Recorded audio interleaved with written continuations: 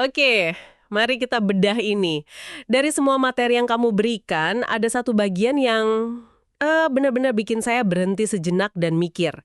Ini soal hubungan kita yang seringkali rumit banget dengan media sosial. Penulisnya bahkan nggak menyebutnya media sosial, dia sebut perkakas jaringan.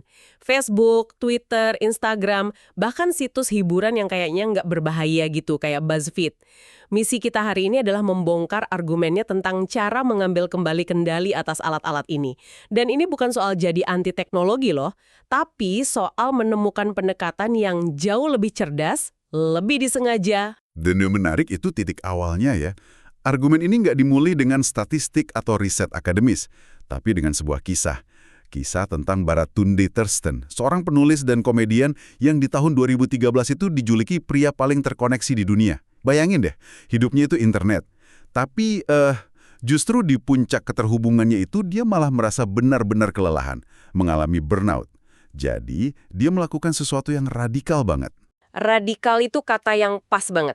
Dia memutuskan buat disconnect total selama 25 hari.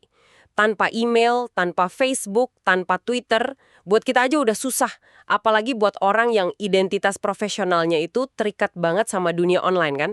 Eksperimennya ini, menurut penulis, menyoroti dua kebenaran penting yang mungkin kita semua rasakan. Pertama, ada kesadaran yang makin tumbuh kalau alat-alat ini tuh memecah belah waktu dan perhatian kita jadi serpihan-serpihan kecil. Betul. Dan yang kedua, cara kita ngomongin solusinya seringkali terlalu ekstrim, hitam putih gitu. Pilihannya seolah cuma dua. Ya udah terus-terusan terhubung dan teralihkan, atau jadi pertapa digital yang nolak semuanya. Penulis berpendapat kedua pilihan itu sama-sama malas. Ada jalan tengah yang lebih sulit, tapi jauh lebih bermanfaat. Bukan soal pasrah sama distraksi, tapi juga bukan menolak teknologi membabi buta. Sebaliknya, kita diajak buat jadi kayak seorang pengrajin. Yang milih perkakasnya itu hati-hati banget, penuh tujuan. Nah, itu yang akan kita kupas tuntas. Mari kita mulai dari masalah intinya. Penulis mengidentifikasi sebuah pola pikir yang menurutnya menjebak kita semua. Dia menyebutnya pendekatan manfaat apa saja. Kedengarannya familiar banget ya kan?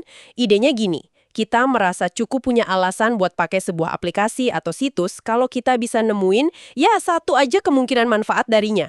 Nggak peduli sekecil apapun itu. Tetat. Coba deh pikirin alasan-alasan yang sering kita kasih ke diri sendiri. Buat Facebook misalnya, mungkin kita bilang, ini bagus buat lihat kabar teman-teman lama dari SMA, atau saya bisa nemu acara-acara menarik di sekitar sini, atau saya gabung grup penulis yang kadang-kadang berguna. Masing-masing alasan itu nggak salah loh, manfaatnya memang ada. Tapi disitulah jebakannya. Penulis menekankan kalau manfaat-manfaat ini seringkali sifatnya minor, nggak terduga. Masalah utamanya adalah pendekatan ini yang ampun sama sekali buta sama sisi negatifnya yang besar banget. Layanan-layanan ini, pada dasarnya, dirancang oleh ribuan insinyur brilian buat bikin kita ketagihan. Mereka secara aktif mencuri aset kita yang paling berharga, waktu dan perhatian dari aktivitas yang benar-benar penting. Kayak deep work itu. Betul, deep work itu kan kemampuan buat fokus total tanpa gangguan pada pekerjaan yang menuntut secara kognitif. Sesuatu yang hampir mustahil dilakuin kalau tiap 5 menit kita comot HP buat cek notifikasi. Jadi, pendekatan manfaat apa saja ini kayak kita bilang, kita harus makan permen tiap hari, karena permen itu ngasih sedikit energi. Kita sama sekali abai sama dampak buruk gula kesehatan kita secara keseluruhan. Oke. Jadi kalau pola pikir manfaat apa saja ini adalah jebakan, terus gimana cara kita lolos? Penulis nggak ninggalin kita tanpa solusi kan? Dia justru ngajak kita mikir kayak seorang pengrajin. Ini analogi yang menarik banget. Dia cerita kisah nyata Forrest Pritchard, seorang petani modern yang sukses banget. Nah, si Pritchard ini lagi menghadapi keputusan bisnis.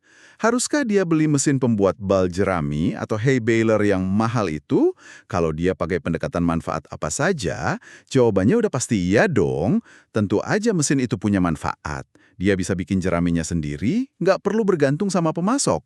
Gampang kan mikirnya? Tapi Pritchard nggak mikir sesederhana itu. Dia mikir kayak pengrajin sejati. Dia lihat bisnisnya secara holistik.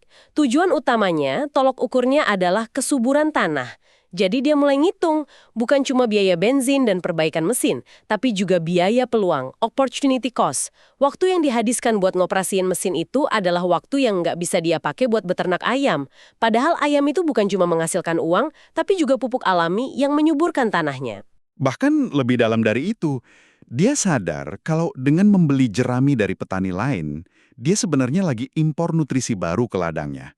Sebaliknya, pakai mesin berat miliknya sendiri justru bakal memadatkan tanah dan merusak strukturnya dalam jangka panjang. Jadi, setelah dianalisis dari sudut pandang tujuan utamanya, kesuburan tanah, mesin itu ternyata lebih banyak ruginya daripada untungnya. Akhirnya, dia putusin buat nggak beli. Wow, kisah ini benar-benar mengubah cara pandang ya. Dari sini, penulis merumuskan pendekatan pengrajin dalam memilih perkakas. Aturannya sederhana, tapi kuat banget. Pertama, identifikasi faktor-faktor inti yang nentuin kesuksesan dan kebahagiaan dalam hidup profesional dan pribadimu. Ini adalah kesuburan tanah versi kita masing-masing.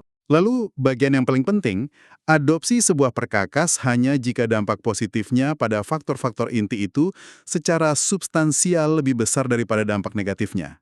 Perhatian kata kuncinya, substansial. Bukan lagi manfaat apa saja, tapi manfaat yang signifikan dan terbukti buat tujuan inti saya. Ini pergeseran paradigma total. Ini kedengarannya sederhana, tapi bagian tersulitnya kayaknya langkah pertama tadi, mengidentifikasi faktor inti itu sendiri. Buat petani kayak Pritchard mungkin jelas kesuburan tanah. Tapi buat kita yang pekerjaannya lebih abstrak, gimana kita definisiinnya? Apa kesuburan tanah buat seorang desainer grafis? Atau manajer proyek? Atau bahkan mahasiswa?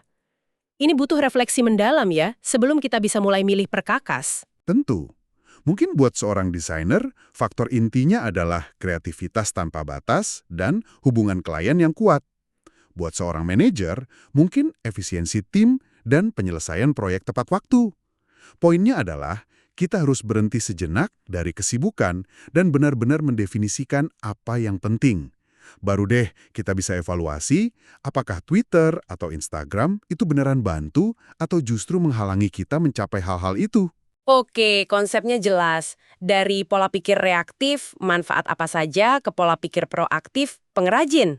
Sekarang gimana cara kita nerapin ini secara praktis dalam kekacauan digital sehari-hari? Penulis kasih 3 strategi konkret.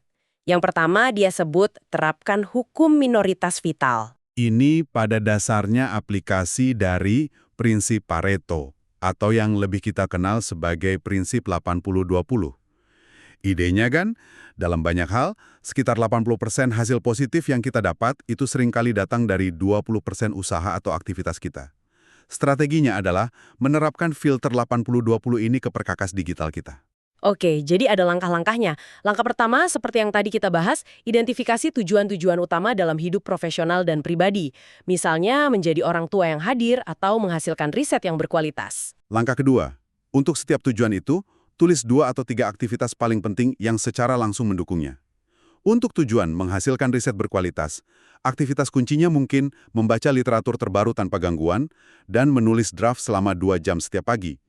Ini adalah 20% aktivitas yang menghasilkan 80% kemajuan risetmu. Nah, di langkah ketiga inilah evaluasinya terjadi. Ambil satu perkakas jaringan yang sering kamu pakai, katakanlah Twitter, terus tanyakan ke diri sendiri dengan jujur, apakah penggunaan Twitter ini ngasih dampak positif yang substansial, negatif yang substansial, atau hampir nggak ada dampak pada aktivitas-aktivitas kunci tadi? Dan langkah keempat adalah aturannya. Lanjutkan penggunaan perkakas itu hanya jika dampak positifnya substansial dan jelas lebih besar dari dampak negatifnya. Penulis kasih contoh penulis terkenal kayak Michael Lewis. Tujuan utamanya nulis buku-buku fenomenal. Aktivitas kuncinya, riset mendalam dan sesi nulis yang fokus banget. Apakah scrolling Twitter secara substansial membantu 2 aktivitas itu? Jawabannya jelas enggak. Justru sangat berpotensi merusaknya.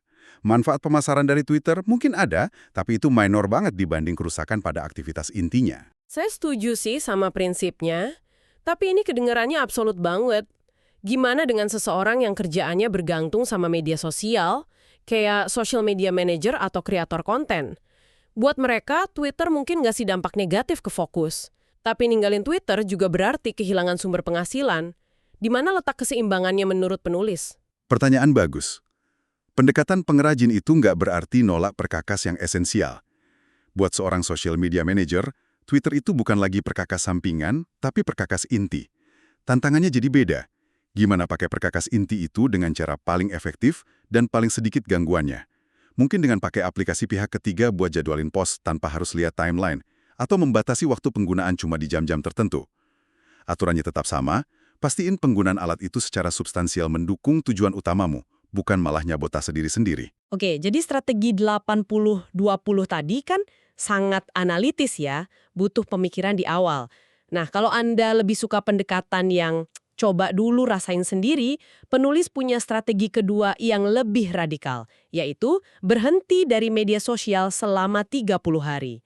Betul, ini pendekatan yang lebih eksperimental. Idenya terinspirasi dari seorang minimalis namanya Ryan Nicodemus. Buat mutusin barang apa yang benerang dia butuhin, dia ngadain pesta pengepakan. Dia ngepak semua barang miliknya seolah-olah mau pindah rumah. Selama 3 minggu berikutnya, dia cuma ngeluarin barang yang benar-benar dia perlukan. Sisanya dia singkirkan. Karena ternyata hidupnya baik-baik aja tanpanya. Versi digitalnya adalah berhenti total pakai semua layanan media sosial opsional selama 30 hari. Ada 2 aturan penting di sini yang bikin eksperimen ini menarik. Pertama, jangan nonaktifkan akun. Kedua, dan ini yang paling penting, jangan umumkan kepergianmu ke dunia. Diam-diam aja menghilang. Tepat sekali, tujuannya bukan buat bikin drama. Setelah 30 hari berlalu, kamu harus tanya ke diri sendiri 2 pertanyaan untuk setiap layanan yang kamu tinggalin. Pertama, apakah 30 hari terakhir akan jadi jauh lebih baik seandainya saya bisa pakai layanan ini? Kedua, apakah ada orang yang peduli kalau saya nggak pakai layanan ini? Ini seperti mengganti ketakutan akan ketinggalan atau fear of missing out, FOMO, dengan dosis realitas yang dingin. Kebanyakan orang menurut penulis bakal kaget sama jawabannya. Hidup mereka ternyata nggak lebih buruk, bahkan mungkin lebih baik. Dan yang lebih menohok, hampir nggak ada yang sadar atau peduli mereka nggak aktif. Alasan buat nggak mengumumkannya itu untuk menguji sebuah delusi yang diciptakan media sosial. Ilusi kalau orang lain beneran peduli sama postingan dan kehadiran kita sehari-hari. Penulis menyebutnya simulasi kepentingan, di mana kita saling ngasih like dan komentar sebagai bentuk perhatian dangkal tanpa harus benar-benar menghasilkan nilai atau koneksi yang nyata. Eksperimen 30 hari ini membongkar ilusi itu dengan cara yang sangat personal. Anda dipaksa buat lihat nilai sebenarnya dari layanan-layanan ini dalam hidup, bukan nilai yang Anda bayangkan. Strategi ketiga ini mungkin yang paling menantang buat saya pribadi. Judulnya, jangan gunakan internet untuk hiburan. Ini nggak cuma nargetin media sosial, tapi juga situs-situs berita hiburan, portal gosip, atau apa yang penulis sebut infotainment. Situs-situs yang nggak bisa kita tinggalkan selama 30 hari karena mereka bukan platform berbasis akun. Benar, situs-situs ini berfungsi sebagai penopan kognitif. Setiap kali kita ngerasain sedikit aja bosan pas ngantri kopi, nunggu lift, pas ada jeda iklan, refleks kita adalah raih HP dan ngisi kekosongan itu dengan informasi atau hiburan ringan. Klik, scroll, klik, scroll. Dan apa masalahnya dengan itu? Kan cuma hiburan ringan. Menurut penulis, masalahnya besar. Perilaku ini secara perlahan tapi pasti melemahkan otot mental kita yang bertanggung jawab buat nahan distraksi dan mempertahankan fokus. Setiap kali kita nyerah sama godaan buat ngisi kebosanan dengan stimulasi digital, kita ngelatih otak kita buat nggak pernah nyaman dengan ketiadaan input. Ini bikin kemampuan kita buat melakukan deep work yang butuh konsentrasi lama jadi tumpul. Ini kayak nyingkirin semua camilan nggak sehat dari dapur ya. Kalau yang tersedia cuma brokoli dan wortel, lama-lama kita bakal makan itu pas lapar. Kalau di waktu luang yang ada cuma buku atau proyek menarik, kita nggak akan refleks buka situs gosip cuma karena bosen 5 menit di antrean. Analogi yang sempurna. Dan solusinya pun bukan berarti kita harus duduk melamun natap dinding. Penulis terinspirasi dari buku klasik tahun 1910 karya Arnold Bennett yang nyaranin orang-orang buat ngisi 16 jam waktu luang mereka setiap hari dengan aktivitas peningkatan diri yang terstruktur, kayak baca sastra atau belajar bahasa, bukan dengan kemalasan tanpa tujuan. Penerapan modernnya gimana? Apa kita harus belajar bahasa Latin tiap malam? Nggak se-ekstrim itu. Penerapan modernnya adalah rencanakan waktu luangmu dengan sengaja. Jangan biarin dirimu jatuh ke dalam penjelajahan web tanpa arah. Sebelum waktu luang itu tiba, udah siapin buku yang mau dibaca, podcast yang mau didengerin, proyek pribadi yang mau dikerjain, atau temen yang mau ditelepon. Dengan gitu, Anda ngasih pikiran sesuatu yang berkualitas buat dikerjain, alih-alih nyerah sama distraksi digital paling dangkal yang tersedia. Ini soal mengganti konsumsi pasif dengan keterlibatan aktif. Jadi kalau kita rangkum nih, apa kesimpulan utamanya? Pesan besarnya bukanlah jadi anti teknologi atau kembali ke zaman batu, tapi jadi seorang pengrajin digital yang sadar dan penuh tujuan. Ini tentang memilih perkakas dengan sengaja untuk tujuan yang jelas, bukan sekedar ikut-ikutan arus karena semua orang melakukannya. Tepat. Kita udah bahas 3 cara praktis buat mulai transformasi ini. Pertama, terapkan aturan 80-20 pada tujuan hidupmu dan evaluasi perkakas digitalmu berdasarkan itu.